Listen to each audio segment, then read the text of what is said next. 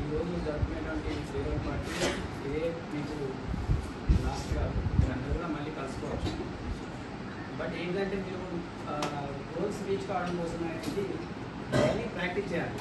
Okay, so దాన్ని చదివిందైనా practice చేయడము practice makes మేము పర్ఫెక్ట్.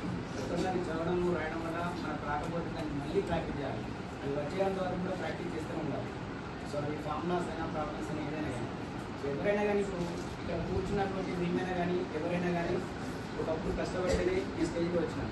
సో మీరు కూడా మీ గోల్స్ని ఇప్పటి నుంచే ఫుల్ఫిల్ చేసుకోవడానికి ఇప్పటి నుంచి ఒక అంబిషన్ పెట్టుకొని ప్రాక్టీస్ చేయాలి. సో చేస్తే లైఫ్లో ఎవరైనా కానీ ఖచ్చితంగా సెట్ అవుతారు. సో ఒక స్కల్ప్చర్, ఒక శిల్పి ఒక రాయిని మంచి దానికి ఒక రూపాన్ని తీసుకొచ్చి ఒక ఆలయంలో పెడితేనే దాన్ని అందరూ పూజిస్తారు. కానీ ఆ పూజించే వరకు మాత్రమే చూస్తారు. కానీ అంతకుముందు ఆ శిల్పి ఆ రాయిని ఎన్ని దెబ్బలు కొట్టిందనేది ఎవరు ఎక్కువ గమనించరు.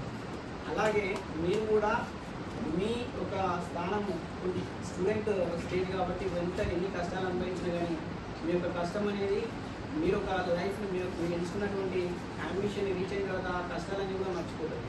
సో కాబట్టి ఇప్పటికైనా కానీ మంచిగా ఉన్న టైంని యూటిలైజ్ చేసుకొని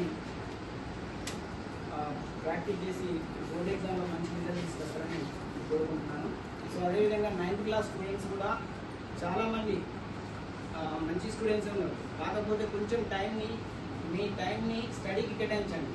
స్టడీకి కేటాయిస్తే మీరు కూడా మంచి సక్సెస్ఫుల్ లైఫ్ లీడింగ్ చేస్తారు.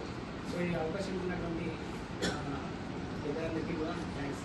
Okay, all the best.